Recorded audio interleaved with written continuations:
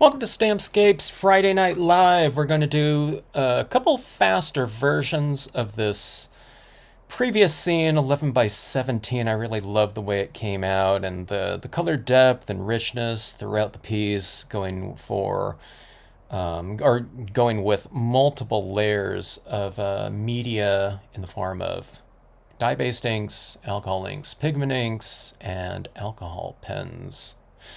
Did I mention the acrylic paint pens as well?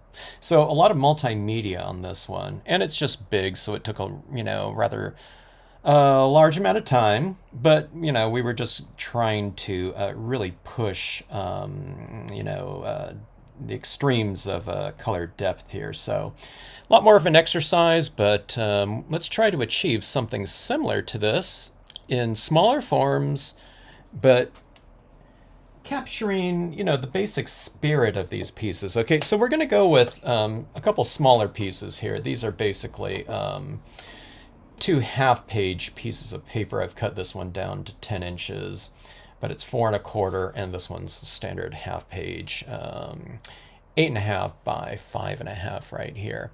So half-page pieces. So not small pieces by any means, your standard card-size pieces, going for half of this, a 1/4 page. But the large art foamies really take up a lot of space in here. And I'm going to use the art foamies. I could use the smaller versions, but let's go with the, a lot of the same images that we used on the first one. Okay, so I'm going to try to fit as much as I can into the scenes. There's going to be, less space in here naturally on the smaller pieces. But I'm still going to try and achieve, a lot of the gist of what happened in those other, in the other composition here. This one I'm going to have to go vertical if I want water and kind of a shoreline. And these rocks in here. I'm putting to get this together right now. I'm just composing right on the fly, by the way. So I don't know exactly how these are going, but we'll see how they come out in a minute here. Okay, so we're going to use dye-based inks because we're going to do a lot of alcohol pen coloring. So you don't want to go with something like a StazOn because it will go back into solution with that alcohol base of the alcohol pens. All right. So, oops. Let's go about right here. I want to have some water down here, so I have to stamp this high enough. We're going to save a little bit of time here. I'm going to stand up and get a good amount of pressure over my stamp, left, right, and center. All right, and I'm going to just save a little bit of time by using the same stamp down here for my near shoreline or whatever. Okay. Go like this. I'm going to change, let's see, let's put this at a little bit of an angle like this, I think.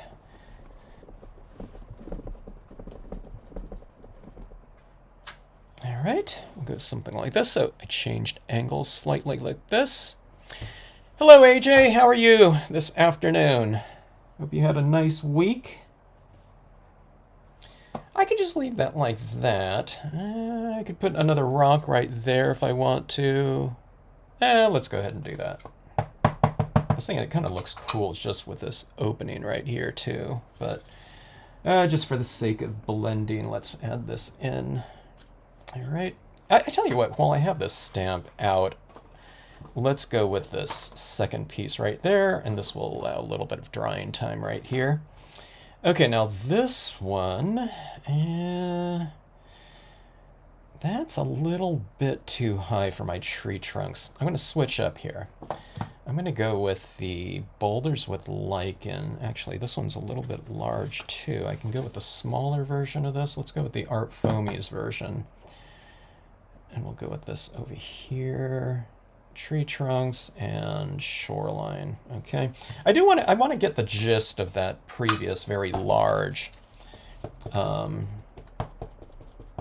scene. So let's still have this rocky shoreline. I could do something where it's just rocks down here and grass, but you know, one of the big things about the that 11 by 17 was the water area. All right.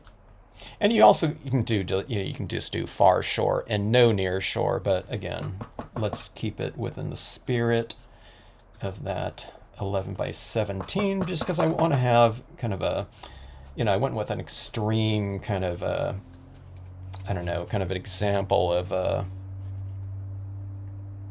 I don't know, whatever scene building on that last piece. Or not really scene building, but scene coloring. And just so that people know that they don't have to spend so much time doing that scene, I want to do a couple relatively quick versions. It's still a fairly large scene, on the half page here, using a fair amount of stamps, but we'll just do it in a much more kind of abbreviated method. Okay, now on my first scene, what I did was I stamped out some rocks under the water here, but you know what I'm going to do? I'm going to save a little bit of time here. I think I can do this. I think I can wipe off a certain portion of this stamp. I'm using the Art Foamies stamp right here. So we have full ink up top here. Now we have this wiped off ink on the bottom, and where I wiped it off, I'm hoping that that stamps out a lot lighter, so that will represent that area of the rock that is under the water, okay? So like that. So there's my water line right there, okay? So I don't know, that seems a decent amount of time right there. Let's do that again. I'm going to wipe off even more. The Art Foamy, it's absorbent, so sometimes it holds a little bit more ink than I think it would.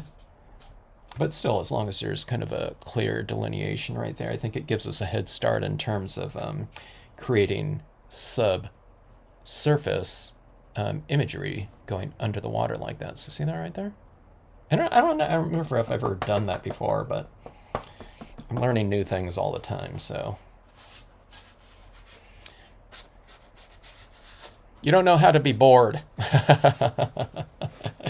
I find that crafters and stampers, I think that was one of those things that I mentioned, I don't know, that occurred to me years ago in this entire community, is that stampers, there's always something that, crafters are looking forward to.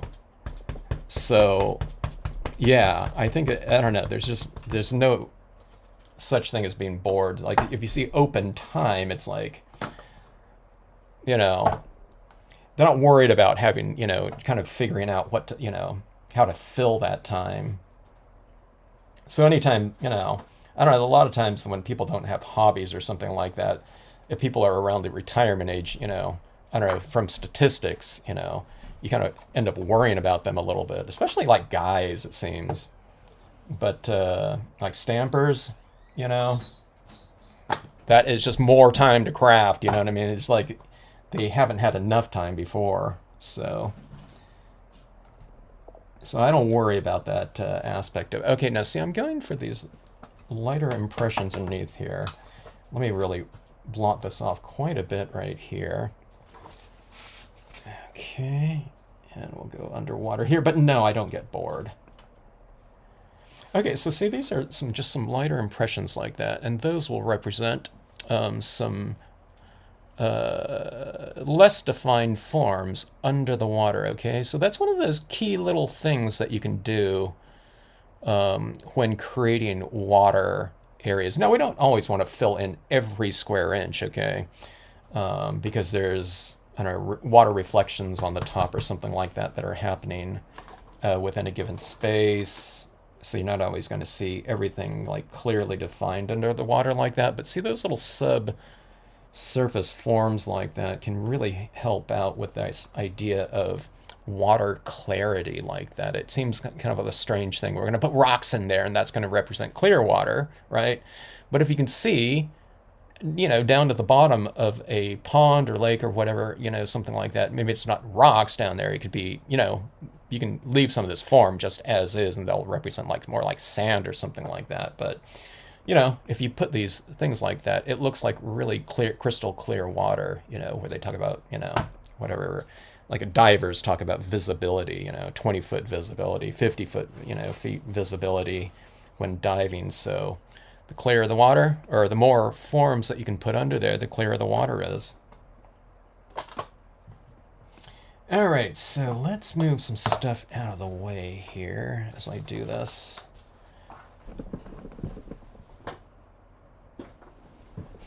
Okay, so let's build up with some additional grasses. So I'll reference the piece right here that we're doing. So we're doing a much faster version of this one right here. So we have our foreground and whatever other side of the shoreline right here, and then we're going to build up these grassy areas right here. Oh, I forgot about those rocks right there. Let me see. I do have my smaller rock right here. Let's do this in, let's just keep it simple. Let's just go with the black here. It might be a good idea to do this one in like green or something like that, but let's just do it with the black because we're going to be using a lot of color in here anyways, albeit a faster version and less layering than that 11 by 17 whatever model of this. But let's keep it real simple here to try to get through this as fast as possible. I'm not doing speed stamping or anything like that. I'm not trying for like a 10-minute, quick card or something like that, but just faster than, well, anything is going to be faster than that previous version, but I don't know. If it's like a 30 or 40-minute card using all of these different techniques that we're going to be using, I think that's going to be pretty good. All right, there we go with that. So a couple of rocks in there. That's so that, these big boulders right here, it'd stand to reason that those types of forms are within the landscape around it. So it's just going for some of these extra textures up there as it moves down towards this water's edge, right? So it kind of creates a visual transition, between kind of, some larger forms and the smaller forms of the same structure or texture. Hello, Froggy Fresh! We're printing rocks. I'm going for those faster versions. Hey, we went with your name for the for that piece, that large piece. Thanks for the name. Okay, let's see here. All right, now I need to stamp out this figure here. This woman's going to be in here.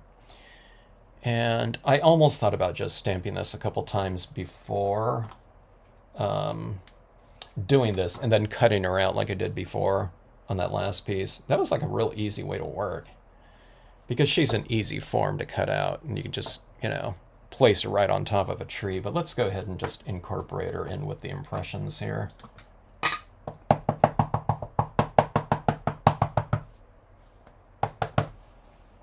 All right.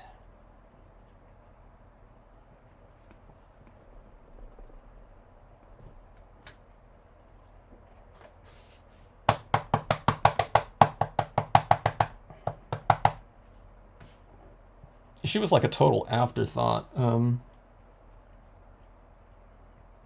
when doing that previous scene.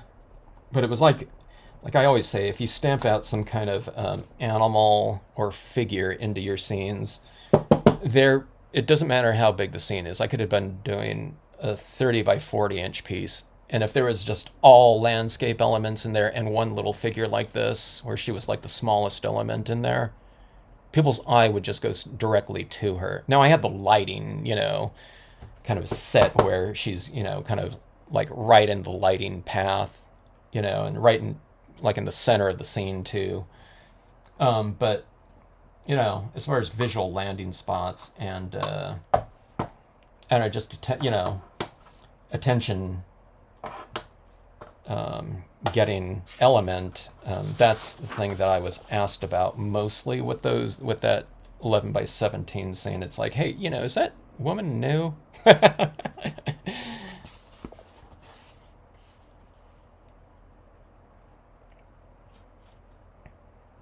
All right, what size should I go with here? This one's,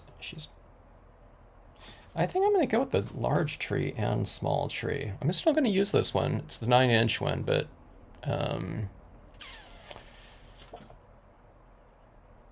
and let's go ahead and use it. Let's see what it looks like in here. I don't know if I've used such a small portion of this one yet, so I want to see what that looks like. Okay, so this is one thing about just kind of cutting her out afterwards, is like you don't have to really, you know, do any kind of masking, but I'm just going to do really some minimal masking here, and if I don't get close to her, I'm just going to fill it in with some extra tone or something. Okay, so let's see. I think that's good enough right there. I mean, I definitely don't want any of the trunk interface or anything like that, but let's go with this. Right here, just your paper towel. Okay, let me wipe it off around her foot as well. I'm wiping off some ink just like I did that rock. All right. The art foamies, the foamy versions might get closer to the mask than, you know, as typical rubber stamp. I didn't really think about that, so. Oh, by the way, both of these images that I'm I got a little on her face because I think it soaked through the towel there. Oh well. I'll just correct that with the paint pen. There we go with that. And let's do the same thing over here. Like that. I'll go up a little bit higher. Okay, let me see. Now this tree trunk, it looks like will fit left side, right side. Well, it depends where I stamp this out, but oh, I just have a little bit of spot. I guess I didn't need the ink up that high. Let's go with about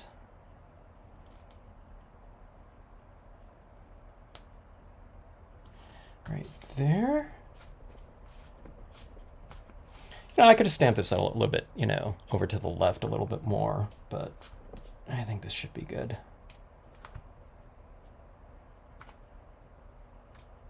Okay, there we have it like that.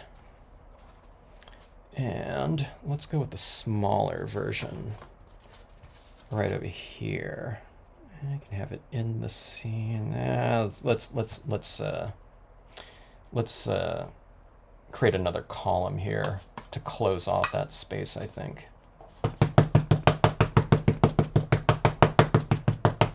Okay, now this one right here, if you have the rubber version of this, or yeah, you could use the rubber version of it over here. I'm just using this one just, you know, kind of for the sake of it, just because, you know, I want to make a point of using the same imagery as that last 11 by 17 scene, so.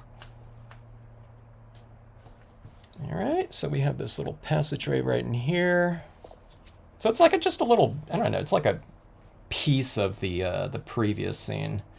Now over here, we have this big open area, but I just think that it's going to be better if we have something like this in here, just to give this a little bit of balance, but maybe I should stamp out the aspen trees first right on this side, rather than just have this column right here with the aspen like it right in the middle. Let's put the aspen tree in front. Let's see here. Let's go like this right here. Is that too much? I can go with the smaller one. Yeah.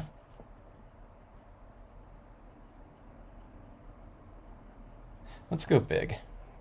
Go big or go home.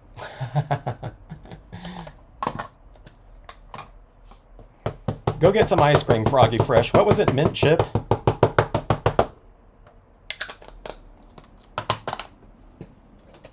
Get some for me too. It has to be lactose free though for me these days.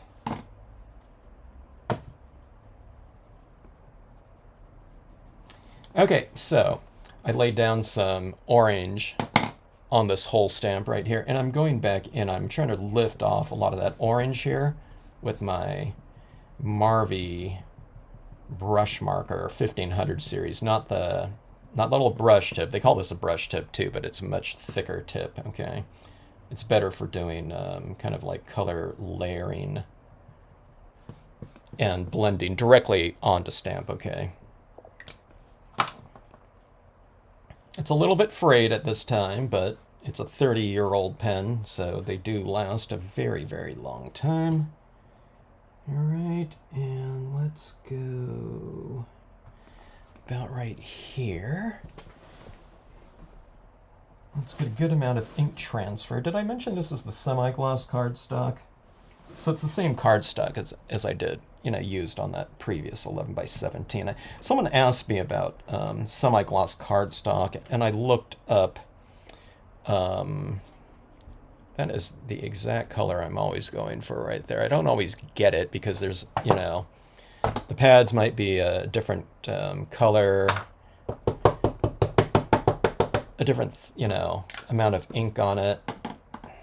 Sometimes it comes out lighter. I don't know. You know what I mean? You can kind of control the amount of blending that's going on and lifting of that, the color that's already been laid down on there. But it's, you know what I mean? It's not an exact, well, I guess it could be an exact science if you're doing this all the time, but I don't.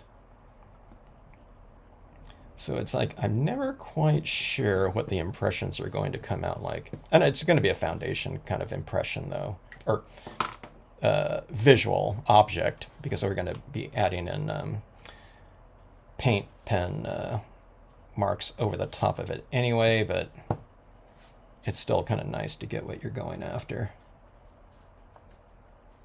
So I wanted, varied tones in there with some color transitions. All right, now on this one, there's not very much space in here, so I'm going to stamp it a little bit lower like this. It'll be kind of on the other side of that bluff, I guess.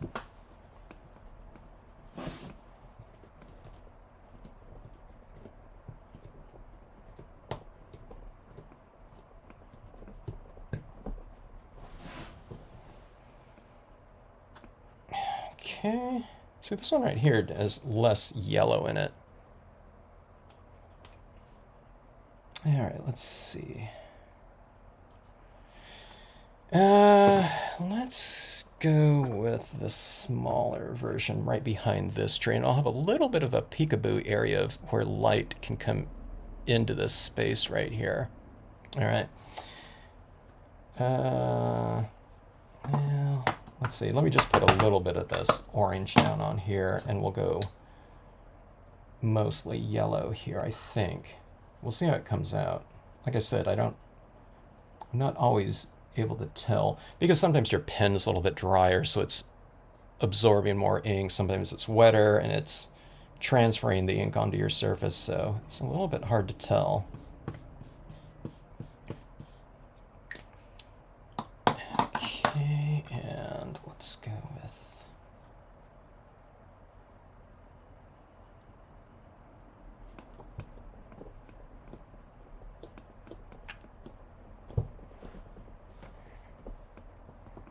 You ordered some dinosaurs. Awesome.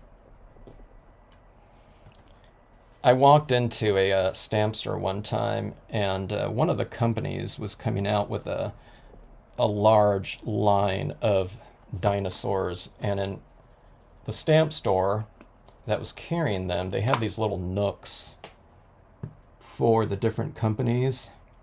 So they'd say, okay, you have this, it was like a shoebox size, like a large, like if you're, I don't know, maybe if someone had some hiking boots or something like that, a box, a recessed area within the store, and you can design your little nook for whatever. And one of the companies that was coming out with this whole line of dinosaurs had that nook, so it was pretty cool.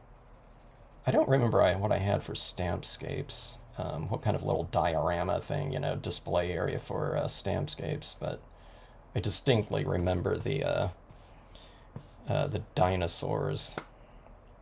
The dinosaurs, they didn't really sell very much, because stampers, that was like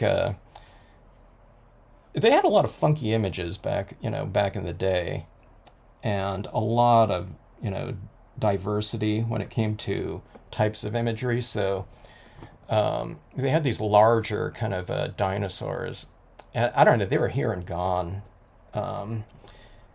It would probably been better in a smaller like set form or something like that, like if you wanted some dinosaur images for kids or something of that sort, but the adults weren't really buying too many of it. So which were, but stampers, they were mostly adults.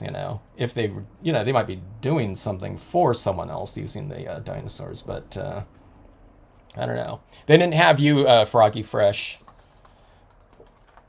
Okay, so I put a little bit of a one back there, so my little hole of light is going to be coming right through there. And right up here, we have a little bit more space. Let's see, I was going to put another tree in the background there, though. Let's see if I could slip that in here and not totally screw this up. All right, so let's see. Let's this. And, oh, what I can do is I can actually mask off that aspen tree. The aspen tree, like I said, though, it's going to get covered up with paint dots anyways, but I'll just cover it up like this. And I've wiped off some of this at the base. Maybe I need to wipe it off a little bit more. Let's go like that. And let's go like this, and let's put this other tree, a darker element behind the lighter element. In this one right here, I went with lighter element behind the darker one, right? Aspens behind the pine trees.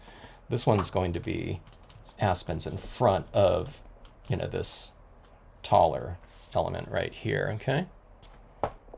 Actually, it looks pretty good. I stamped it out really light, and it looks like it's kind of farther back in the distance anyways. Do you ink the sides of forms you cut out? You did a barn once also. Do you ink the sides? You know what? I didn't. I should have, because I can catch a little bit of it, but yeah, I should have, Candy. I tried to ink it in a little bit, but you can see a little bit around her hair. I didn't know if that looked bad, though, because it kind of separated her from the back. Like there'd be a little bit of highlighting on there. But just in general, yeah, probably good to ink up the sides of the cutouts. Do you, let's see, I want to make a scene with a ship, some whales, and a lighthouse. Yeah, I need to do this one scene again. I have my whale breaching with the lighthouse, and I really liked it in a nighttime scene, but I did that scene on dark blue construction paper, and I really liked the look of that. So you're basically just using white and black ink for that. Zabalza Designs, good to see ya. Myra from Southern Cal. Ah, a fellow Southern Cal person. What city are you in?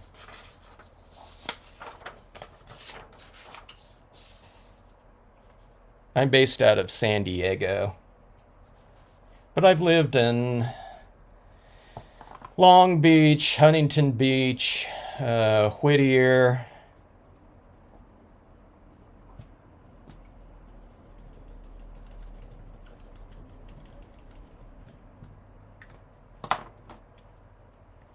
All right, let's see here. Okay, so I'm going to build up a little bit of a more depth in here with another aspen right in the background there. I'm going to wipe off a little bit of the sides like this, so there'll be a little bit of tonal variations in terms of dark and light. This is a light color anyway, but it'll be a light color for this. I think it's brilliant yellow here. Yellow with a little bit of an orangish tinge to it. Okay. All right. See, I'm missing right there a little bit, so I'm just going for an additional impression like that in there. My Even the, here it is right here. I'm kind of stamping over 2 layers of paper towels, so it kind of created a little bit of a ridge, so I didn't get my impression right in there. All you do is, this is stamping, so, you just ink it up there again, and just go right here. I'm moving this back a little bit now, and I'll just fill in like this, okay? So, no big deal, right?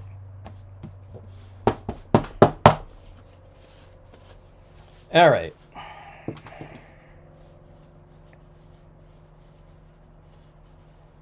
Hearst Castle. Now, what about Hearst Castle right there? Hearst Castle's not real close to where I grew up, but closer. It's within, like a day's driving distance, about an hour and a half. But I grew up on the central coast of California, and that's where, Hearst Castle-ish is. I only took the tour there once. I think the elementary schools used to go there on field trips once in a while. Or I don't know, maybe middle school. No, it was probably elementary school. I think my brother and sister might have went there, but I never did. There was less funding in schools by the time I got, into the whatever equivalent grades. Let's see.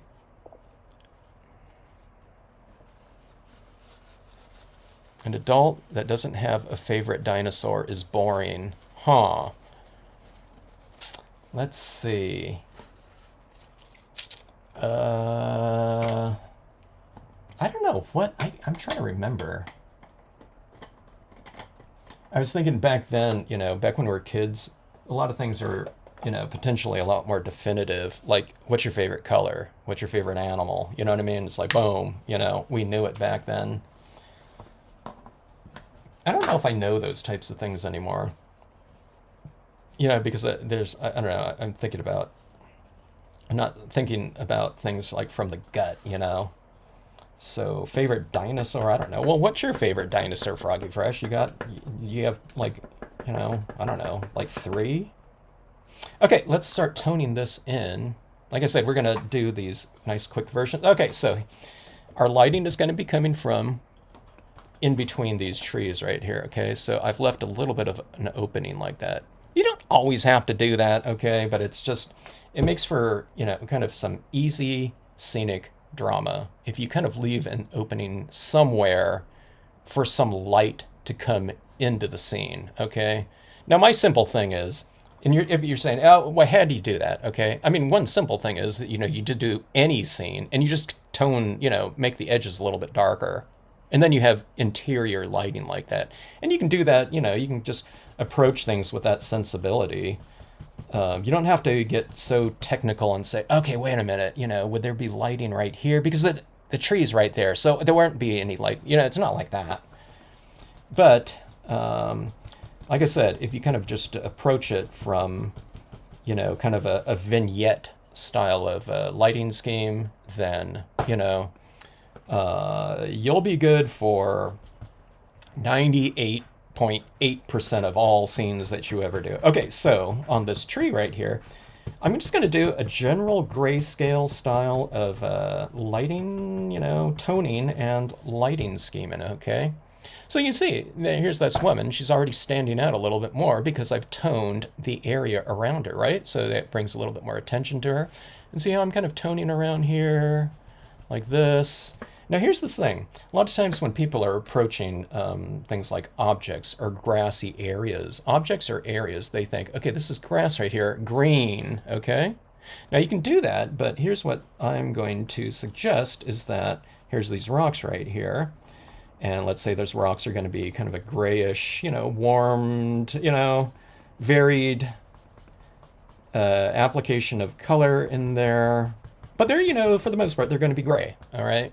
So instead of toning them all out like that, you just leave certain areas of them, certain parts of them lighter. So now you have lighting. So it's like you've colored and you've illuminated at the same time. Now, here's this illumination right in here, just because I didn't color everything out. So lighting really, in terms of application, it's really, you're just kind of putting the brakes on coloring, okay, where coloring might entail kind of universal, total fill-ins with a, whatever hue. And that's what people do with images that are outline styles of imagery, okay?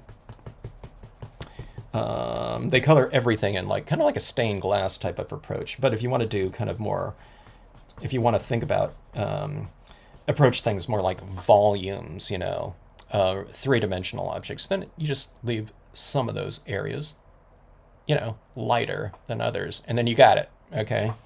But you have to kind of you have to kind of think about it if you're kind of used to filling in entire objects and areas uniformly, all right? So see, here's this rock right here. I've just left that a little bit light. Now that lighting is, that rock's illuminated, right? So it's just kind of a simple thing, but you have to break some habits sometimes, if you've been coloring in a different way, okay? So here's this tree up here. Let's add a little bit of shadow on that side right there. So now you have the light coming from within the scene, and the scene looks kind of illuminated. The lighting is coming down this way, hitting our little grassy area, rocks, water, and foreground like that, just simply because I didn't tone it all out. And like I said, it's really doing less work. Sometimes people, it's real complicated, and they lose their lighting. It's just, it's just a habit of toning everything out completely. So in the sky like this, instead of just doing a universal sky up there, I've left it a little bit, darker up there and light in here. So you do that in areas and objects, and you don't really have to think about lighting very much at all. It's just the retention of light that's already in there, so you're not creating lighting. I guess you're creating it through contrast, but you're not adding white into this scene. You're just retaining the white of the card, okay? You need more stamps, Ira?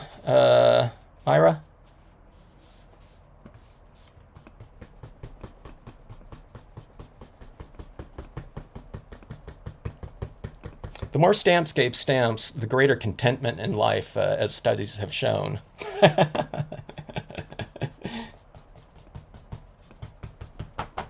The more luck with lotteries and everything like that tend to happen.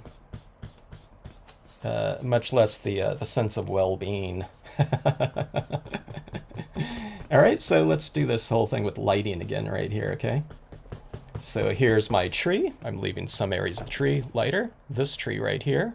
This is a really wide trunk right here. Applying it down like this. Let's get a little bit more attention on her. So this color. This is not the greatest, detailed tool right here. So I can come in around her easier with the, like the alcohol markers or something like that. So I won't do too much. But this, this is a really good way to get kind of just some general applications of a base layer of color. And one of the things I did with this boulder right here is, can you see this delineation between the darker impression of it and the lighter right here? So I'm going to say that this is above water, and the lighter impression down there is below water. So right along this dark area right here, see this, I'm doing this right here, like that. And these rocks right here are above water, and there's our kind of water line. So we get that transparent, really clear looking water because you can see the rocks underneath, or you can see where the form goes underneath there like that, okay? Now, this scene's going to be a much brighter, scene, tonally, emotionally, on all that, but this is just giving me my general kind of base layer and lighting scheme going on here in a very quick manner. Just with one color, we can kind of achieve our, lighting scheme. By the way, this is the Memento London fog, so just a neutral gray kind of. All right. I just totally toned out her foot. Oh well, her foot's in shadow.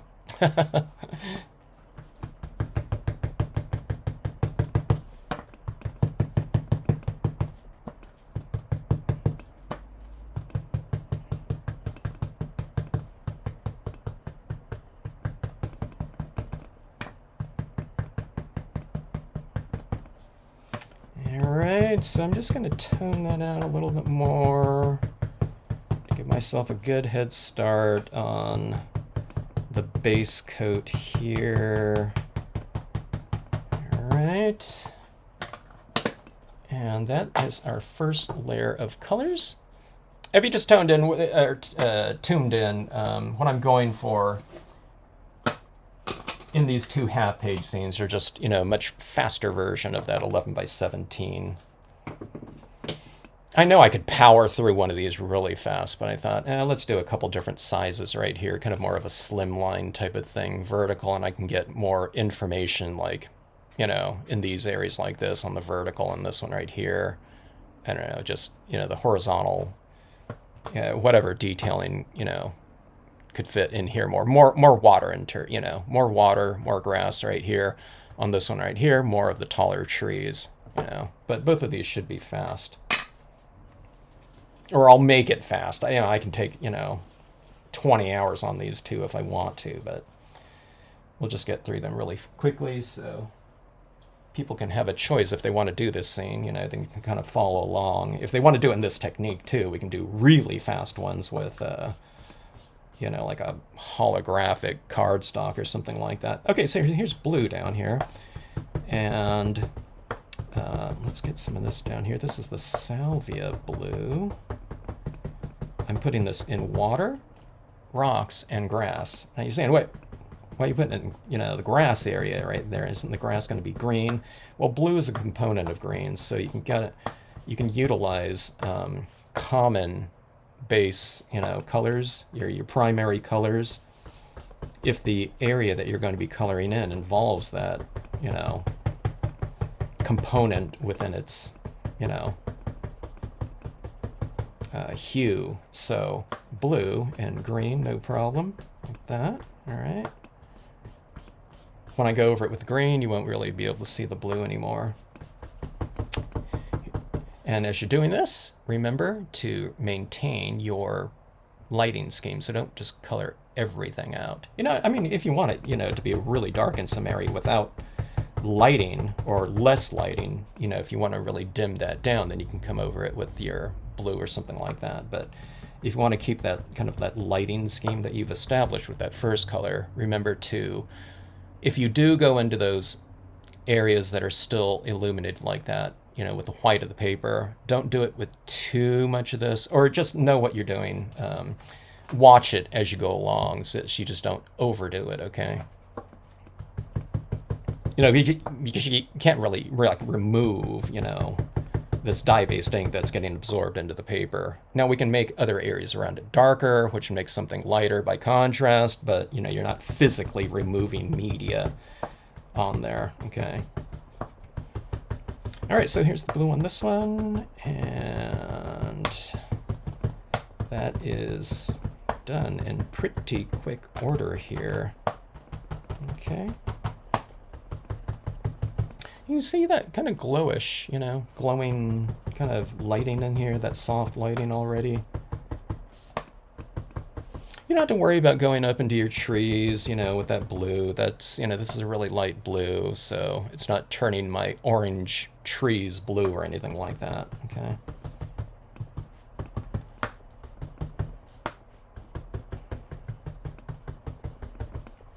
All right.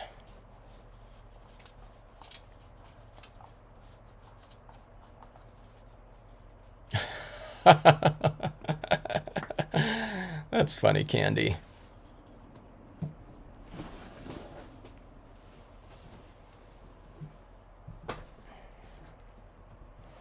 Hearst Castle is insane. It's pretty amazing, isn't it? It's like Hearst Castle. What were the other ones? Have you been to like the Winchester Mystery House? In California.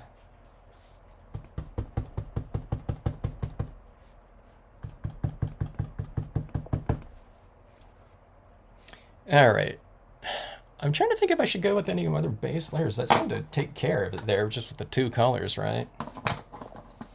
Let's go in and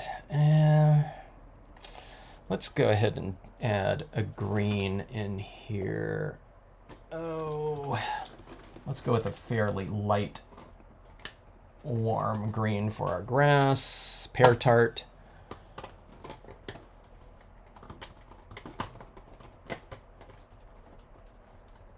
I think one of the things I'm going to do on these things just to expedite it, I think I'm going to do a lot of the coloring though with my alcohol pens. The alcohol pens just, they cover a lot of ground fast with, extreme kind of vibrancy, okay? All right, so going in here with the green, this is where I would tend to, and when I'm saying, hey, be careful not to lose your things, I lose my lighting a lot, okay? And I just go back and I kind of utilize darker values, to create more contrast for that lighting again. But see, like this right in here, going for this greenish grass, I'm just like retaining a little bit of that light in there. But there could be a lighter area of the green too. That's what I'm saying here. So even if you do lose pure white, that's, it's not going to be a big deal. I'm not coming into this at this point in time with like a Christmas green or something like this. This is a fairly light green, even at its full saturation like that. But again, this, doing these little base layers like this, even if this is going to be a really quick version of this, this does save us time later on when we do our coloring with our other types of media. All right, so see, I'm just kind of adding more over here in the shadows. So here's that thing about making the perimeter a little bit darker and the interior lighter like that. So it's like light like this and it's like dark out here kind of, right?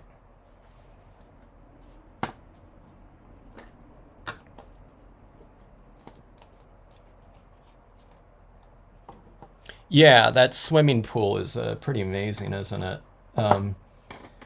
Okay, so I lived, up that way, and I think my mom or someone was telling me that her friend at work brought in some photos of Hearst Castle. Oh, we went to Hearst Castle, right?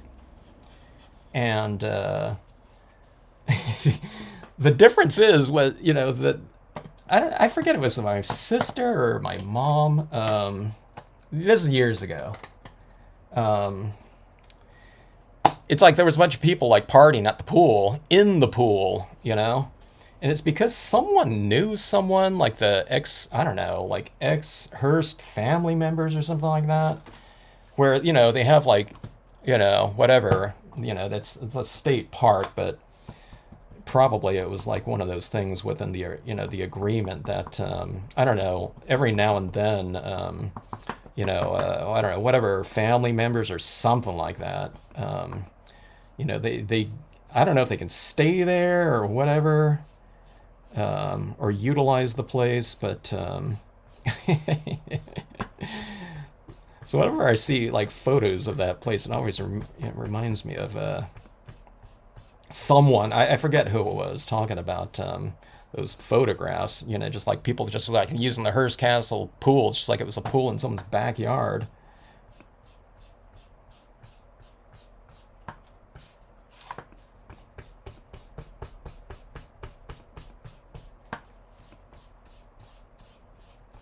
All right, so here's a little bit of a brighter blue. We'll get to those other blues, though, like I said, with the alcohol pens.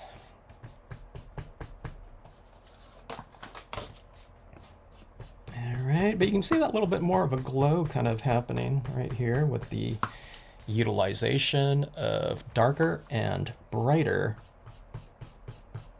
versions of that, whatever hue we are utilizing, like that. Okay.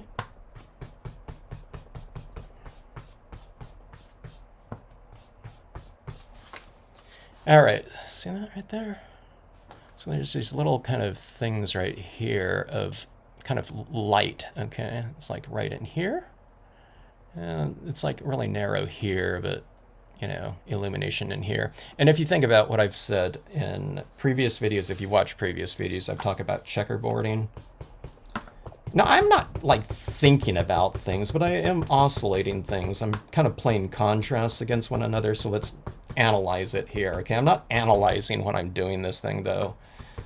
when I'm trying to explain it, I'm kind of breaking it down and, but if I'm just stamping on my own, I'm not thinking about all these things. Oh, wait, did I, make that darker or something like that? I'm just kind of playing things against one another. So if you look at this scene right here, it's darker down here, right? With this rock, lighter, darker in the shadows, lighter right here.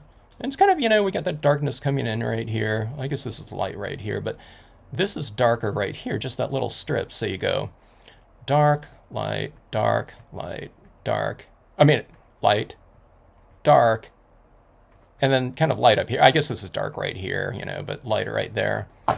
So you're just kind of playing,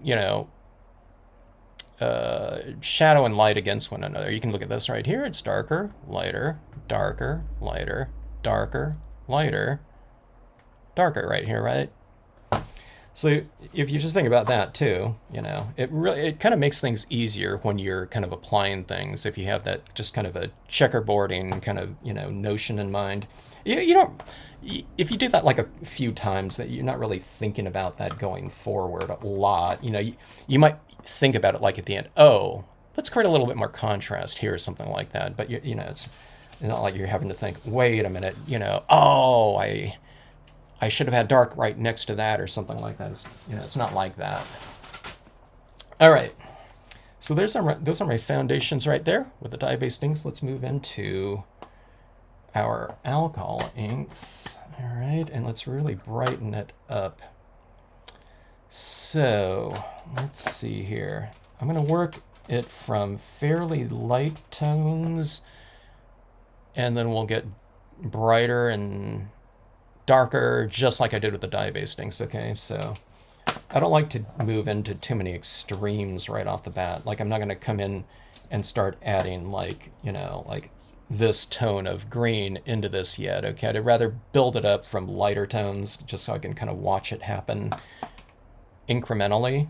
All right, so here's blue, and it's probably a paler blue than it's already down there, but it's easy to use like this in these areas because it's not a huge commitment to that hue or the value of it. It's not a huge commitment to blue or, the darkness of this blue, which is very light, okay?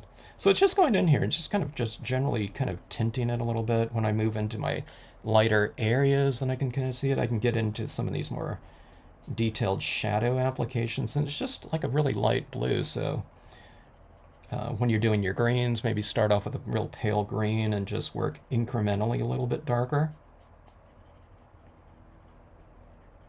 Hello, Linda. We're jumping on early today because I got to take my kid to open gym tonight.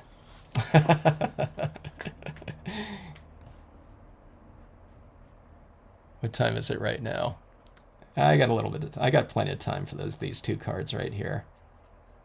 It's probably good that I have to take off because it'll force me to kind of get these done in a kind of a little bit more of an expeditious manner.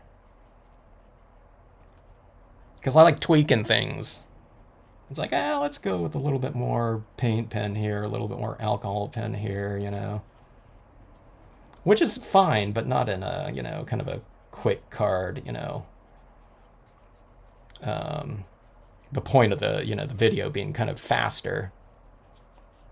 All right, so remember the blues up in the greens right here? Let's bring it up into our dress too, why not?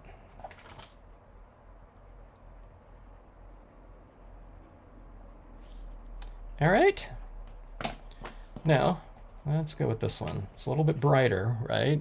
And slightly darker.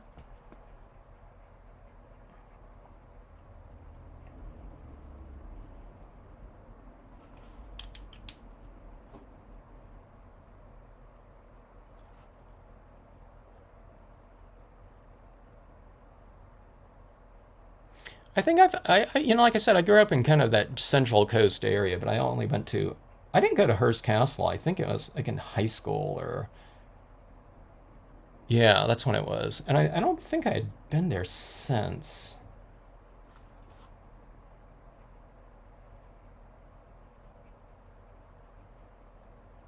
We'd always kind of go that general area over there, Avila Beach and Port San Luis, and go to the pier and things like that, or, you know, the Pismo sometimes on the weekends.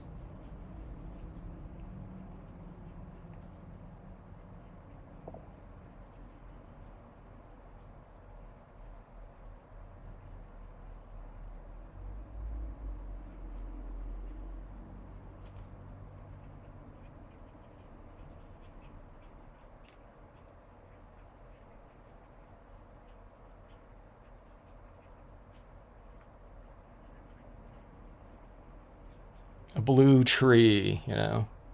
You can get some of that up there. It's just going to be a base color. All right, so that's just a little bit more of that blue in there. Okay. It might be time to get brighter, though. All right, let's see. Let's get some of this put away. All right, this one's getting pretty bright here, okay? And darker, so I'm going to use that in the shadow areas. All right. I can feel the buildup of the alcohol on here. It's getting a little bit more sealed off. Because you can feel it when you're using the alcohol over here. When you're utilizing it on just the bare paper, it's absorbing into the paper a lot more. But then when you start getting that alcohol buildup on there, you feel it kind of, it's a slicker kind of feel. And there's probably less of this ink transfer happening on the paper because it's getting kind of super saturated. I don't know if it's saturated, but at least that buildup on the surface is not allowing for as much ink to, you know, apply. Which is fine, because that's when it's easier to blend, though, when that starts happening like that. You can blend it out with your blender or a lighter color of blue, which I'll do here too.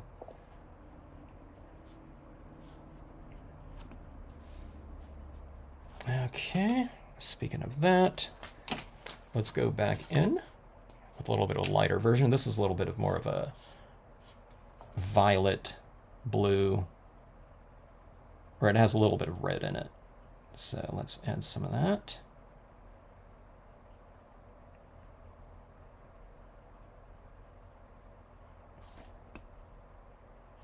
This is like getting sticky on here too, that alcohol ink, you know, when you start using those alcohol markers on your pieces.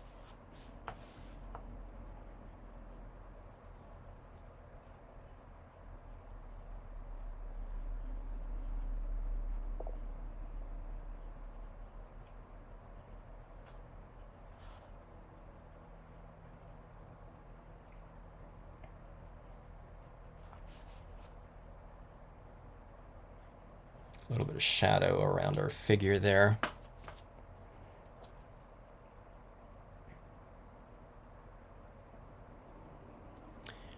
Let's see who's joined in here. If I miss someone, apologize. Patty, Kay. Oh, was I going to say something about semi-gloss paper? The semi-gloss paper, let's see, what was I saying? I don't remember. Oh, someone asked me about semi-gloss paper on Facebook. They said, hey, you know, can you suggest a semi-gloss cardstock? And, you know, because they get confused with all the, the whatever, the paper jargon, you know, finishes, cover stock, you know, weights and everything like that. So I looked online and I found not the one that I did that scene with yesterday, but I need a wetter pen here. This ink here is really dried.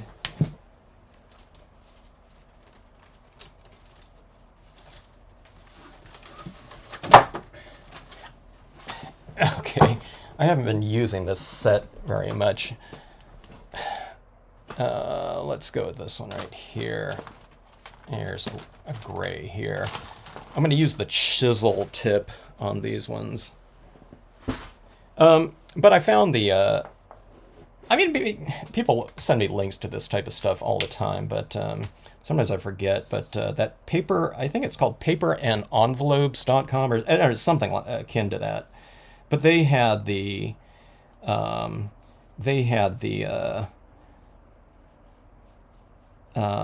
Mohawk Everyday Digital White Coated Silk. I couldn't find the Hamilco in 11 by 17 on Amazon. I think they used to carry it before, but I didn't see it. You know, paper. There's like a pulp shortage going on, so I have no idea. You almost have to look at it like every month in order to keep up with things. But just certain sources are just, you know, they might not have what used to be pretty, you know, standard types of paper, you know, that they just carried all the time. But now it's like, you know, you kind of have to check the sites now to see if it's in stock or not.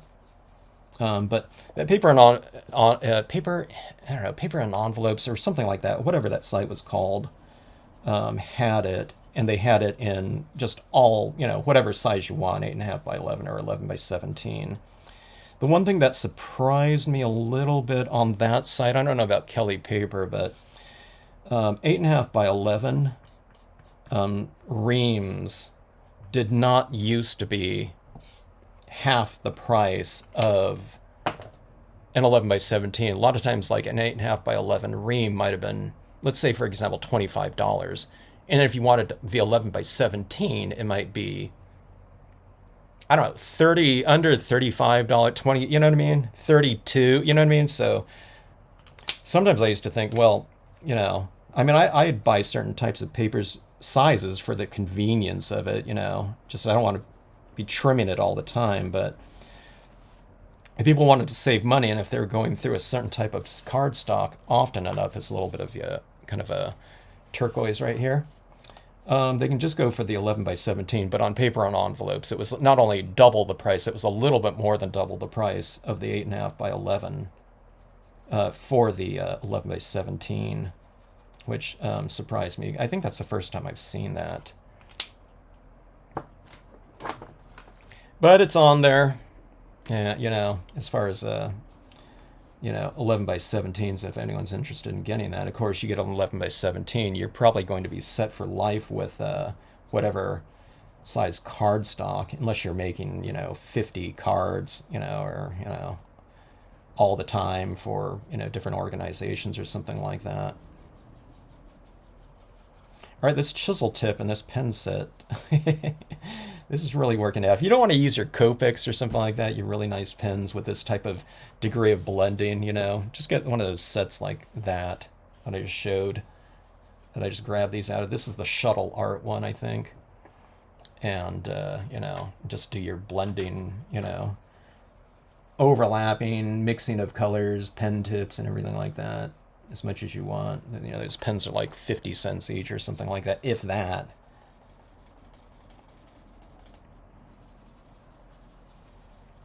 Okay, but we're getting a little bit more vibrant here. Okay.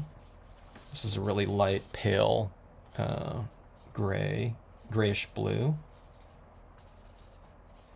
You can kind of, you know, play around with your lighting or refine your lighting scheme a little bit more, you know, if you want to get into the shadows of these rocks a little bit more, where you couldn't do it with like a, you know, big, wide, you know, paper towel applicator. You can get into here and get in between little areas, or you can tone in half of a very small rock within a space if you want to. All right, it's getting really sticky on here. Let me see if you can see where I've applied all that.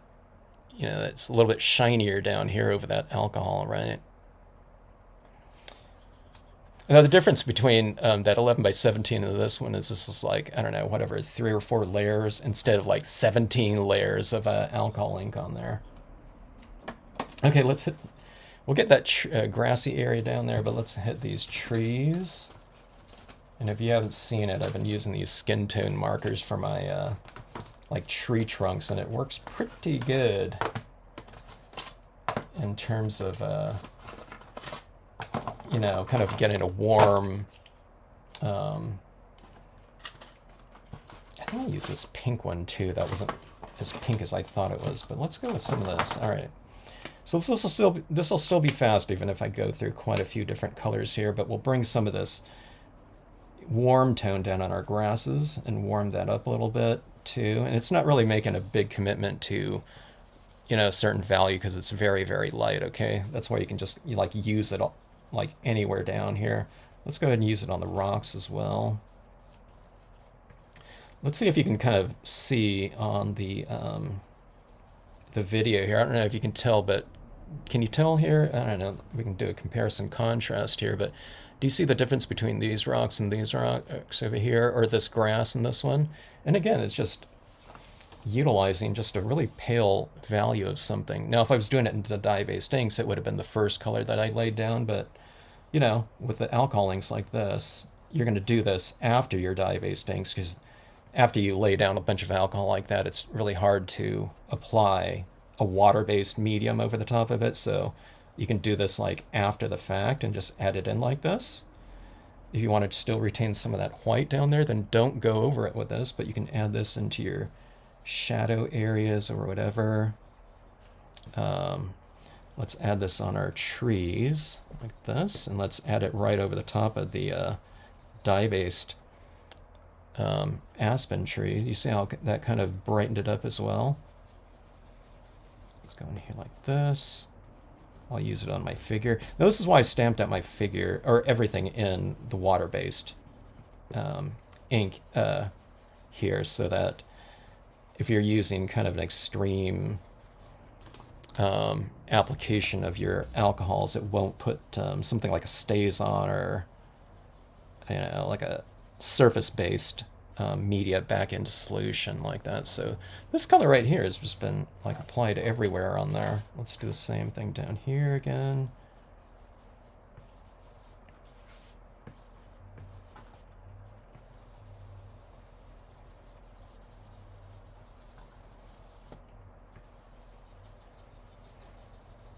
I'll do half that tree. Can you tell that bottom half and this half, you know, how different it looks? Let's do this one right here. Let's do this tree right here. I'll just do it like that lower half down there. See it where it's a little bit brighter than this top half? Now, if you want it duller looking and kind of softer, then, you know, don't color over it. But you can brighten up, you know, some water-based applications, especially if they dry kind of duller. You can just go over the top of it and kind of glaze it, you know, which is what you're kind of doing with this, because these are transparent. So, you know, if you're doing that, you know, that turkey in the oven or that ham and you want it nice and glazed, you're going to keep basting it, right? So that's, you know, we're basting our, you know, that ham analogy with the stamping right here. We're basting our, you know, our objects down here, you know, to make our rocks look like a ham. All right, so anyway, that. Now I might come back to this one too, because this one will work good as like a blender pen if I need to. So I go light, then darker than darkest, and then a lot of times I go back into those dark tones with the lightest one again, and I kind of blend that in a little bit. Linda was rearranging stamps and putting them in a pull-out filing cabinet. Had to arrange the whole basement to do that. How long have you been thinking about doing that, Linda? All right, let's see what color this is. Okay, so a little bit, you know, darker, a little bit warmer. Okay, don't worry that, you know, this isn't not the last color that I'm going to use on these trees right here. Let's bring this down into the terrain down here. Okay, like this.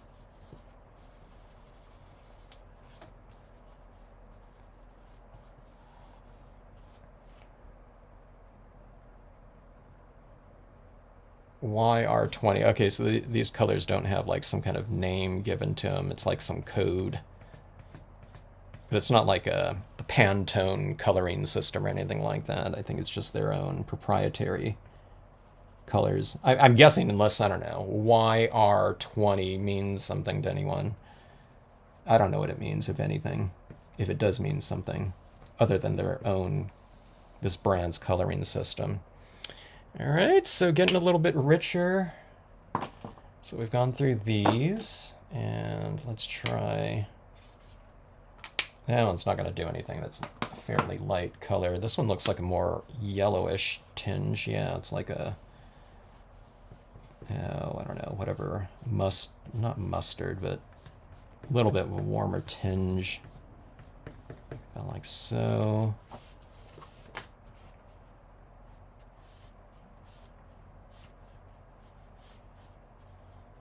Some of this I'm not doing for the sake of just like applying color in a certain area. I'm just like laying it down so that I can blend it out with my, you know, another color, like going back to that lighter tone, I think. Okay, was this the one right here? Yeah, this is the one that was a lot different looking. Like that looks a lot different than this tip right here, doesn't it? This is like the one that just doesn't relate to it, but I like the color though. And it's good that it's kind of darker, but on the cap it just, and it doesn't look like it at all to me. But when I added this color in right here in that last video, it's like, oh, okay, that looks much better. After I blend it out though.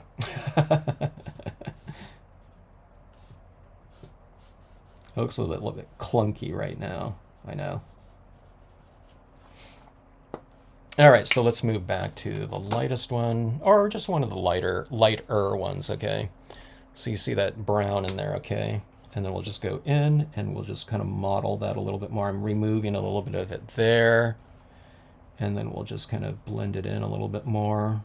We'll integrate this color, I guess, is what we're doing, in with the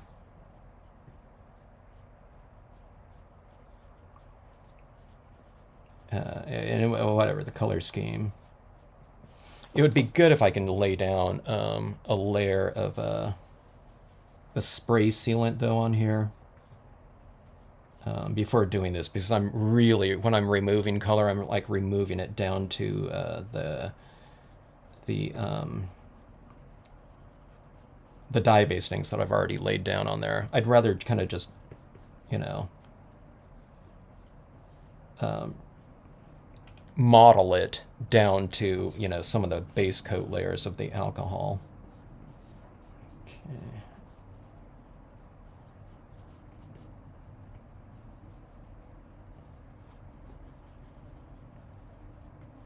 So some of this, it's like I'm going into that, some of that darker brown over there, and then I'm using it on here to come over here and, you know, to bring it over into a different part of the scene.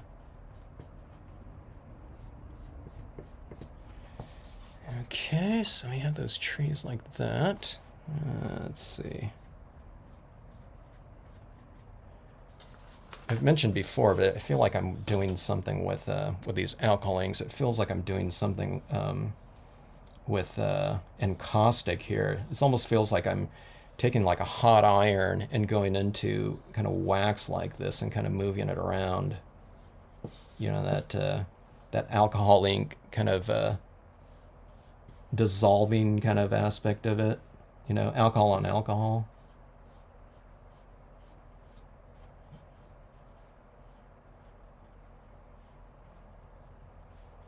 Has anyone ever done encaustics before? Some people, that wax kind of technique, I saw people starting to do that quite a bit. I don't know when it was, like, I don't know, was it 15, 20 years ago or something like that?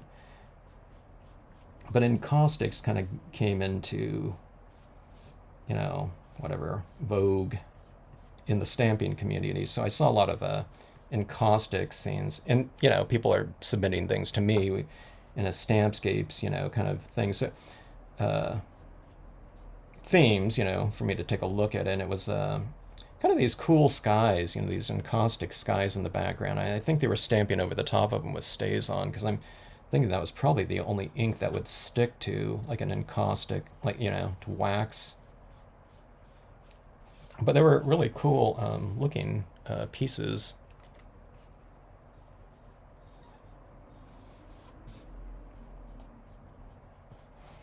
All right.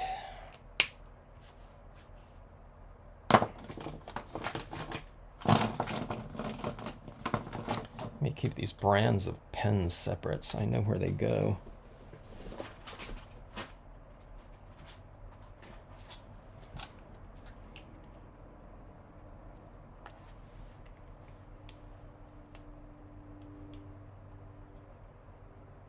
Yeah, I asked that, Linda, how long have you been thinking about doing it? Because it sounds like, you know, a big job. And the way he kind of described it, I was thinking, yeah, that sounds like one of those refinement types of things that we do.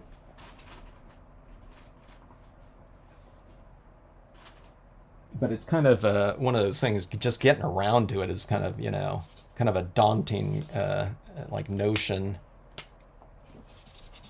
Okay, let's see. Here's a little bit of green. Ooh, that is really, really bright. So let me just lay some of it down like this, okay?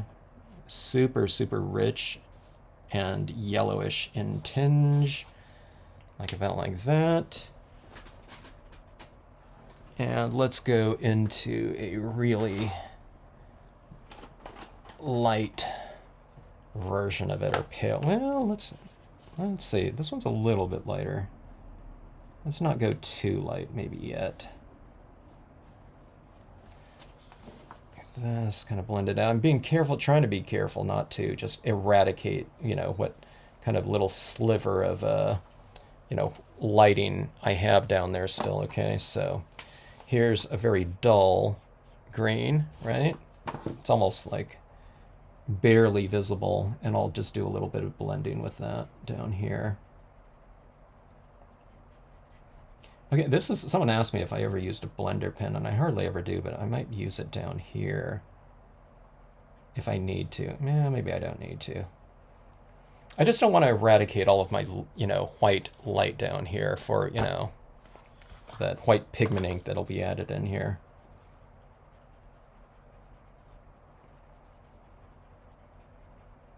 I need to go with more of a slathering. This pen isn't, it's like super wet right now. It's, it's where it should be, but I want to spread this out a little bit more.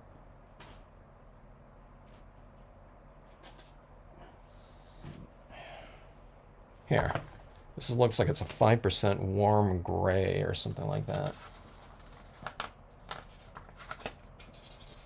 Yeah, that's a little bit too pinkish gray, though.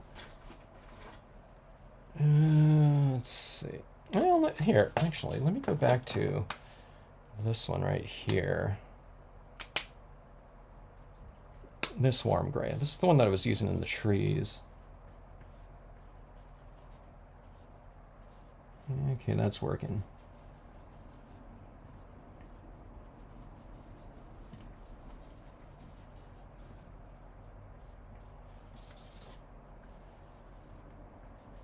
I need to organize my my studio space a little bit more too, or I don't know, refine it, or I don't know. Maybe I just need to tidy it up. I got my papers really organized. I don't know how long it's been, a couple years ago or something, or I don't know, maybe it was a year ago. But metallics, colored papers, just plain cardstocks are all together now. The printable vinyls are in a different area. Okay, so anyways, see this right in here? I don't have a lot of the white anymore, but it's still darker out here and lighter in there. All right, then we have our trees. That's a little bit too funky looking, so let's just get some of these like harder edges out of here like this. I still want that kind of texturing that, you know, the alcohols inks really do well like that. I don't know if you could see that in there like that. But see, they're fairly rich, and I didn't lay down tons of ink over the top of it. But like I said, you really have to spray seal these, because if I want to lay down more layers with this, I'm digging into the darker layers and kind of like almost, this is like acting like an eraser practically. So spray sealing really helped out on the previous, you know, 11 by 17, where I was able to get a richer kind of surface from doing that. All right, let's see.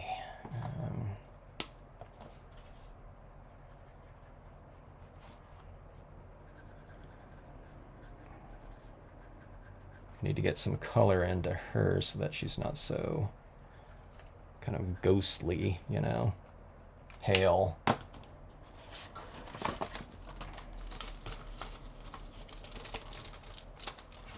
Hello, Bonnie.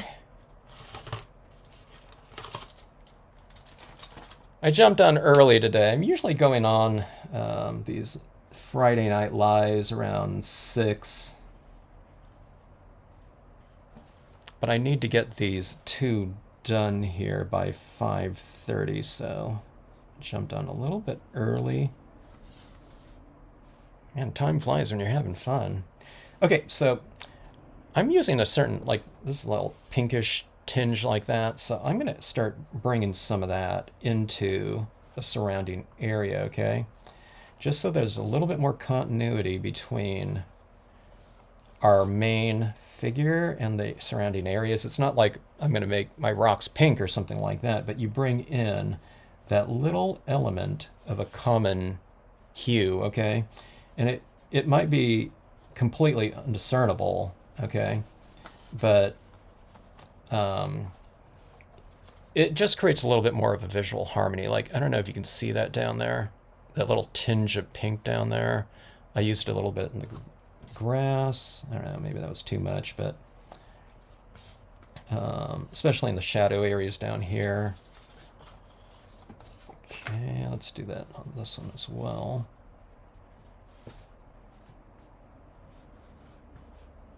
Like that, and now our rocks and some of our water kind of relate to our main subject a little bit more. See that little tinge like that? So now she's not just like the only thing, you know, within the scheme that utilizes this hue, okay? So you make a stronger connection between your character and her environment here. Okay. So I'm convinced that after that last scene, I'm convinced that laying down a lot of this alcohol ink probably saved me some time with my applications of acrylic paint pens, because, you know, water-based, dye-based inks for my impressions like that, if I just lay that down as is, when you go in with your water-based acrylic pens and start adding some little tones in there, I think it's getting absorbed into beyond the surface of the paper and dye-based ink. But these, you know, the alcohol inks kind of seal things off a little bit more. You can see that it's like shiny on there, right? So I think it just, I don't know, I think it saved like a, I don't know, a little bit of time or a lot of time. I'm not sure though, you know, because I was using this different brand of pens too, which seemed a little bit more opaque than some of the other brands that I haven't even used this orange one yet.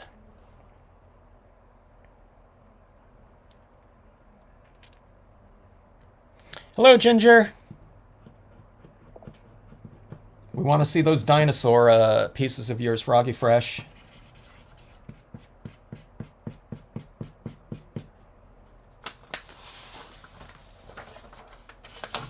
Froggy Fresh was saying everyone should have a favorite dinosaur. All right, dark to light applications of our shimmering aspen trees. I'm going to lay down some oranges on here just to give it kind of a base. They'll be mostly yellow, but kind of if you just go all with yellow, it's, I don't know, the trees kind of lose a little bit of their form, so I go with a few little base layer colors of a different hue other than yellow, okay? And I'll do that on the, the more reddish ones. Maybe these ones in the background are kind of a little bit more yellow, but they'll be farther back in the distance. Maybe I'll use something like a green on there or something like that instead. But let's lay down some tones right here and texturing. And we're trying to create this depiction of kind of shimmering leaves in the light. Backlit, deciduous trees and full color are really amazing. All right, so there's our orange. So that, that didn't take too long. All right, I'm gonna let those dry a little bit though, before I go on to my next color. Let's go to these other trees in the backgrounds here. This is a little bit of a, well, I guess it is green, yellow green, or greenish yellow. And aspen trees, they have, those green tones in them as well.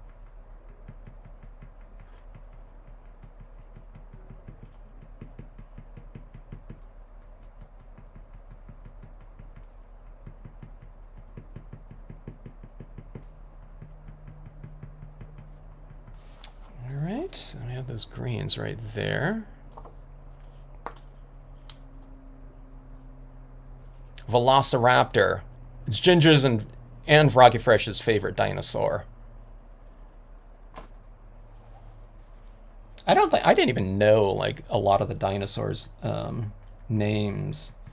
Just just I don't know, like a handful of main ones, but until the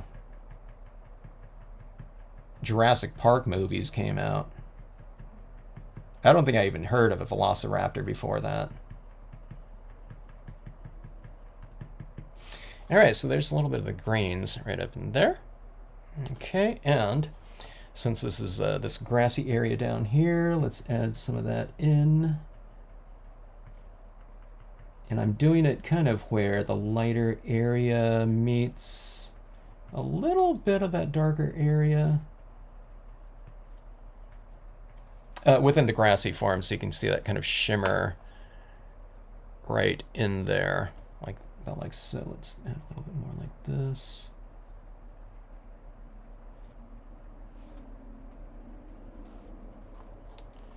Okay, now we have a lot more space on this one in the horizontal.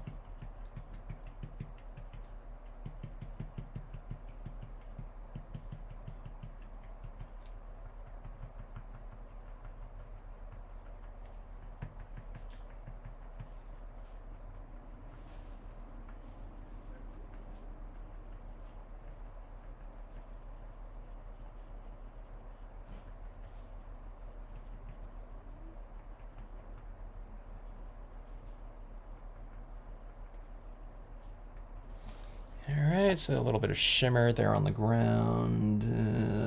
Let's see, I won't go too much. I'm going to add a little more texturing up there and shading a little bit later though.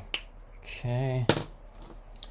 Oh, I guess these little, yeah, that acrylic up there is still a little bit wet. Let's hit this area down here in the water with, let's go with white.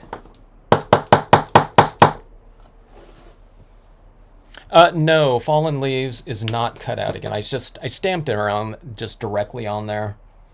I think it's better if we cut them out though, because I can just go down and I can add all those textures and coloring right back there.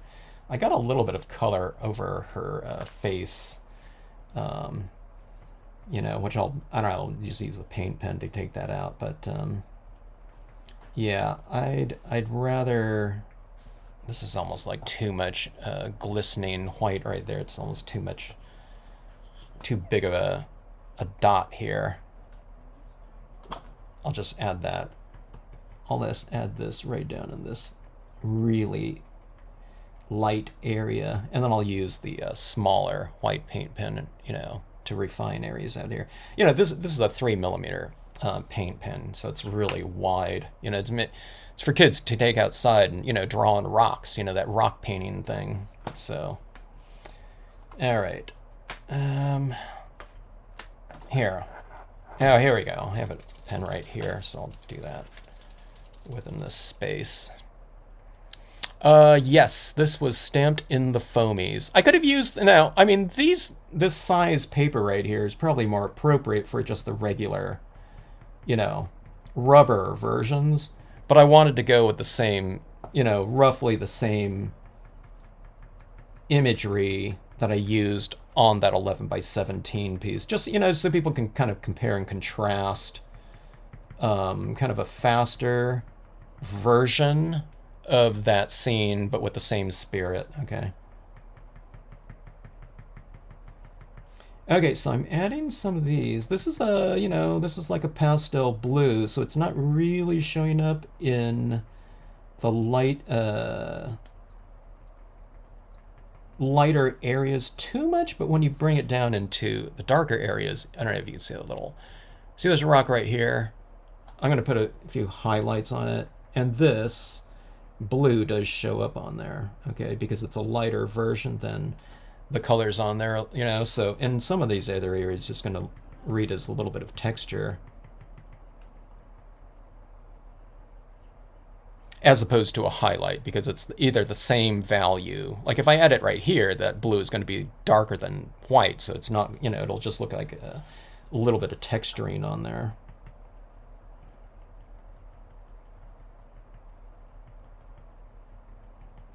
All right, go like that. Texturing in my grassy area. Yeah, it's blue, but we did bring some blue as a base coat into that area too, right?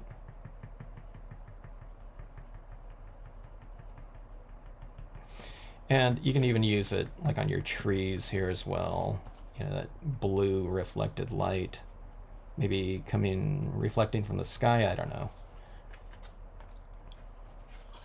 Okay. I gotta hurry up on here. Gosh. I know, maybe I didn't have enough time. Let's see what we can do. I have my yellow marker to put in here, and then my white pigment ink. And foreground and fish. Part 1 and part 2 of these fast versions of this scene. Although we did 2, though. I don't know. I wanted to knock 2 of these out. I was looking at that, you know, the slimline version. I thought, okay, that'd be really cool on a vertical with those tall trees like that, so.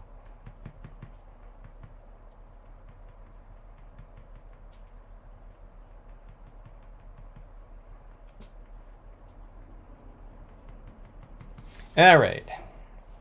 I won't add in so much subtlety here. Let's go for the big things here. Let's see, who's that there?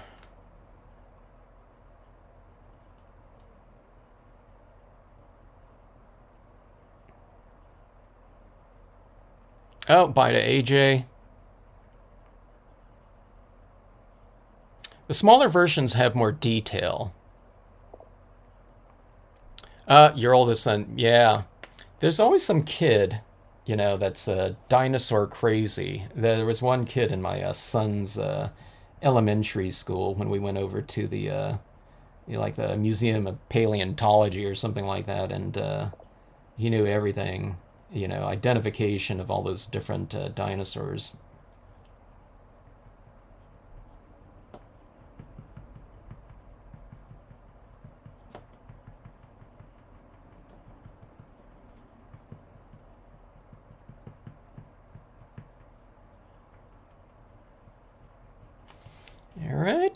A little bit of that yellow over the top of the orange. So we've allowed that orange to dry over the top of the green here, green and orange right in here.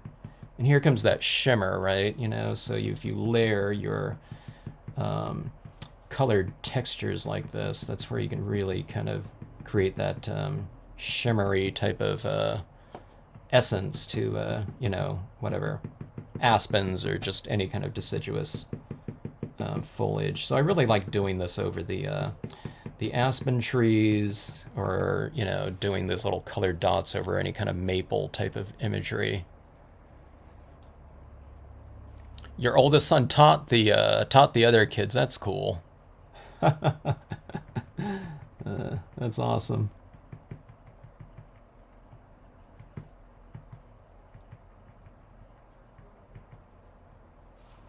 All right, let's bring in some of those leaves down in our water.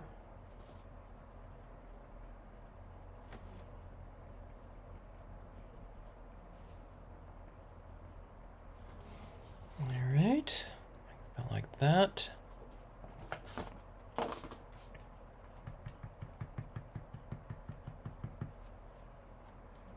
Nintendo and Ghostbusters came out. Came to light.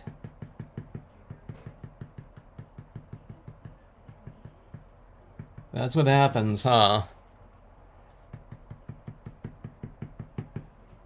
My son never went through dinosaurs, but he did have this period when he was really young of Egyptology, you know, and all that type of imagery.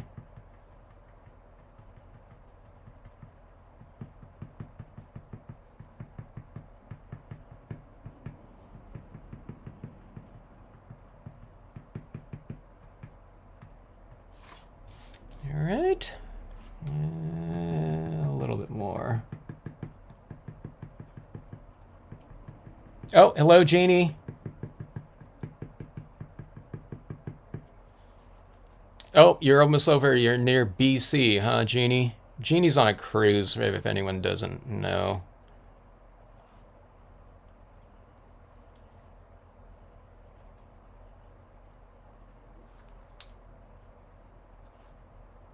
Ah, you're a die cutter, huh, Bonnie?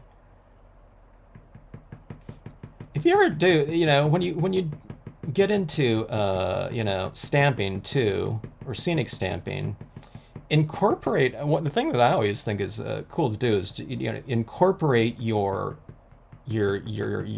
handle on, you know, in this case die cutting, you know, and utilize that in scenic stamping. I think that'd be really awesome. You might be able to get into kind of more kind of three-dimensional applications, you know. In scenes like this, I'm kind of always depicting kind of this feeling of, you know, three dimensions, but you know, with other types of media, you can actually do three-dimensional types of things. That's what I was mentioning to someone else. You know, they were showing me some pieces that they've been doing, but then they showed me all this stuff, you know, like these cutouts and amazing types of things. And I said, hey, you gotta, you know, incorporate that into, you know, your scenes. You know, you have all this knowledge on that. And they said, well, they thought that was kind of like cheating, you know, everything should be flat. I was like, hey, you know, that's not, you know, it's not cheating to kind of utilize whatever you know, whatever you have at your disposal to create, you know, a certain type of look. So, I mean, you can do both. You can, you know, create dimension and depth, you know, with stamps and coloring and all that type of thing. But, you know, if you've got the handle on other types of things, you know, dyes and things like that. With hers, I think she sent me a piece with like foil, like a, you know, a branch going across something. And I thought that would be, you know, like awesome in a scene to do, you know, to do something like that. You know, metallics or, you know, all kinds of things, especially if it was on, you know, we're using kind of metallic surfaces a lot of times or I don't know, I am these days at least. And it'd be really cool to bring that type of spirit into scenes, because scenes, you know, or like, you know, I'm stamping out this scene, this branch right now, and it stays on black, you know, but there, why, you know, if it was like raised out of the background, some kind of branch, you know, in the foreground or something like that, I think that'd be really cool. Or you can make certain things raised out from the background, you know, with pop-ups and things like that to give actual dimension. I think that'd be awesome. And that's one of those things that's kind of, I think, kind of underexplored, is the use of three-dimensional applications or media in scenes, because scenes are like perfectly conducive for, you know, visual depth, you know, midground, foreground, background, you know, distant objects, deep space imagery and skies, you know, things like that. All right, so we're adding our little bit of foreground elements down here. I didn't do it up there, but this is a smaller format, so I think it looks pretty good. I wouldn't do it like hanging down right here, but adding in here from the foreground. What a difference a bunch of dots can make. They can. It's because we're surrounded by them. Hello, Vintage Scrap Girl.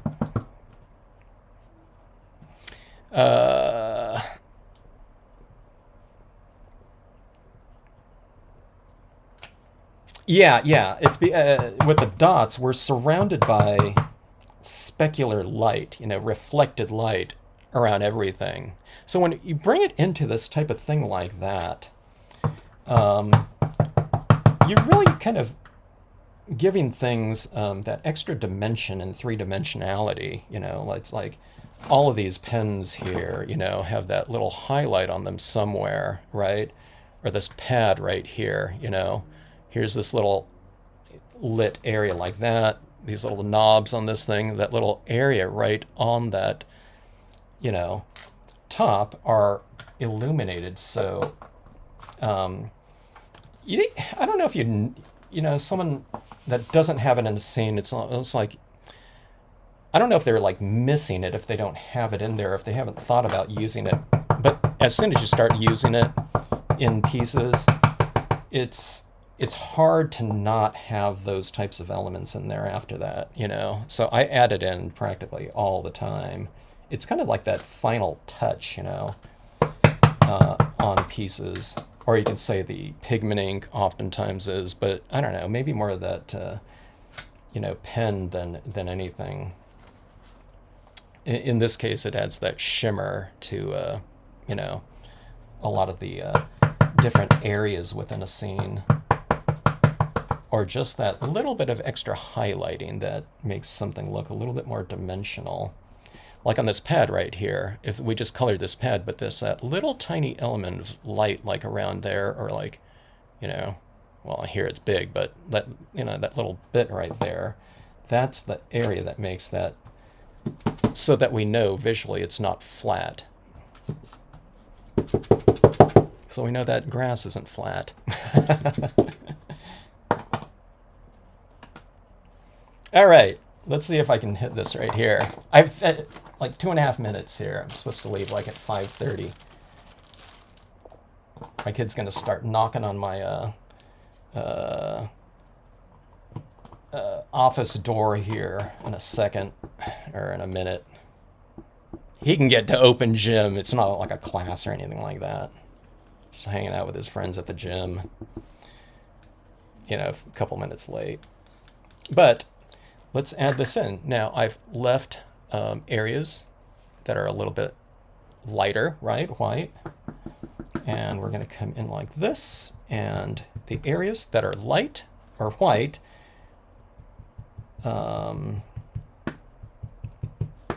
I'm going to start applying that first into those areas, and then where it starts to move out into that surrounding area, that's where you get that kind of illumination, right? So right in there, you have that kind of that glowing light. That's a little bit too much there. Just wipe it right off. Okay. So now you have that glowing light in there now. Doesn't it, it looks more kind of enveloping of a light like that, okay? So this right in here, and we have this light kind of coming in here now around her. Think about like so. It not only, I think it enhances, okay? But it also, kind of obscures. If there's something that you don't like about some scene, you just kind of obscure it with like a fog in front of it or something like that. So I think it just helps it just kind of overall. All right, see down here in the water like this, where white meets darker, okay? It doesn't have to be dark, it's just darker than that so that it shows up. If I'm just going white on white, you really don't see anything, so you kind of creep it out from those areas like that, okay? Now you don't just hit it like this, blah, blah, blah, blah, blah, blah, blah, blah, blah, or tap, tap, tap, tap, tap, tap, tap, and you get a big blob there. You kind of work it from in to out usually, because our illuminated areas are usually kind of within the space a little bit more. It's usually, our illumination is usually not out right here, So it's usually in the center of the card somewhere like that. So see that right there? Where it's a little bit softer. And you get that kind of that morning mist coming off of the water. It just kind of makes it look a little bit more magical. Here's this lighting right here. Like that around the trees, especially around the trees, huh? And let's see, it's right around that area down below, like that. I might need to do a few more little tweaks, but this is going to be like 98% of the essay. Okay, so see these branches up here? Just to kind of put them in a little bit of a glowing light like that. You put a little bit of that pigment ink over the top of it. Now, look at those leaves like that, what that did to it. It's like they're glowing, I don't know, there's this glowing light around them at least. Okay, you can put some at the base down here. Coming into the scene, like this. And see, I'm starting it from that light area in there. That's why another reason why it retains some of that lighter area, or the white of the paper. And even if it's a tiny little bit, you can add this in there, and it kind of makes sense from a lighting perspective, or a colored light perspective, to keep white light in the scene with white of the paper, so that when you're adding white pigment ink, that's the color of light that you're hitting it with, or that you're depicting.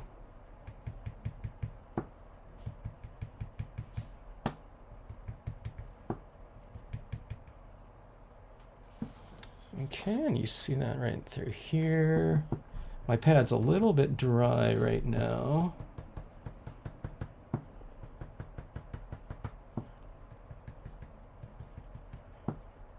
Like that. Having a dry pad is actually kind of nice with this type of application, because you can just go directly into the pad like that and just come right back in here, about like so. Okay, so if I did a really sloppy job of blending my tones in there, it doesn't matter, because I don't worry about that, because I know I can come over it with white pigment ink and just smooth it out, So I smooth it out with like a lighter tone of pen, but I also know that I can just, I can just do it with this white pigment ink at the end anyway. Too many dots, it doesn't matter. So you just come in and kind of mute them down a little bit and mellow them out, and see, it's like they're behind this glowing light now. You know what I mean? If you put too much. I need to put some of that orange down on here too, but some of this yellow down here. But, for the most part, I think these pieces are, like I said, they're done for the most part. I can come in here and do a couple little bit more tweaks, but the gist of the the larger piece is in these pieces right here. So this is an example. Here's that piece framed up like that, okay? A lot richer, you know, or not a lot richer in those trees right there. Oh, I need to make those a little bit darker. Now that I look at this piece right here, okay, so I need to do something, maybe, I don't know, in these tree trunks right here, but see like that here right there, you know, in comparison to that. So like I said, this one's a lot more glazed with color, right? You know, this down here, I don't know, I have like 3 times as many layers of colors in like in all areas like that, but this isn't too bad. You know, like I said, I need to be like this darker back here. I need to shade it a little bit more now that I look at it. It looked okay before, but now that I look at the other one, this one looks pretty good too. Look at that glowing area.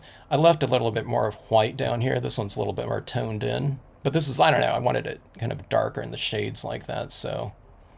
Anyway, 2 scenes like that, much quicker, so it's an hour and 50 minutes. So, you know, I don't know, whatever, 50 minutes a card or something like that. A lot of technique, a decent amount of layering in there. And this is that kind of distracting like that. It's hard to see these pieces, but you know, a lot of layering and a lot of media. I didn't use my colored pencils, you know, on there, which was a really kind of subtle type of application in there. But, you know, about 50 minutes for a half-page card like that with dyes, alcohol, and pigment inks, and multiple layers of really all 3 of them in combination, right? I don't know. I'll do it. Maybe I'll have to do whatever, a 15-minute card or something like that, you know, with the, I don't know, the printable vinyls or something like that, like a holographic, like that holographic kind of glow down in that water would be pretty cool. So maybe I'll keep these stamps out and do another composition like that. Anyway, let's see.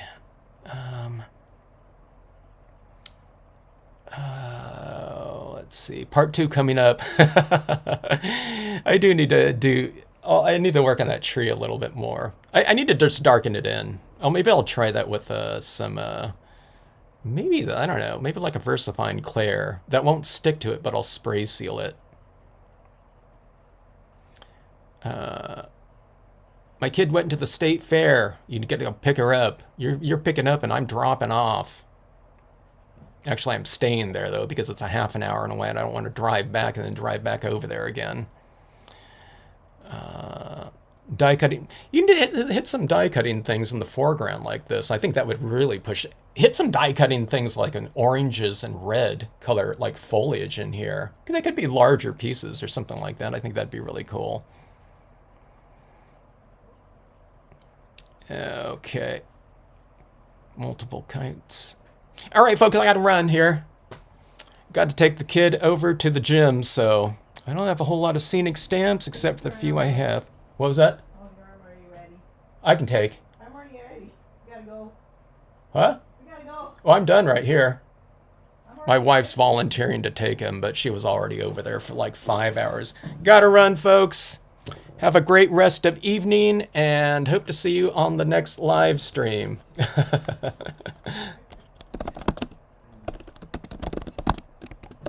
Thanks, everyone.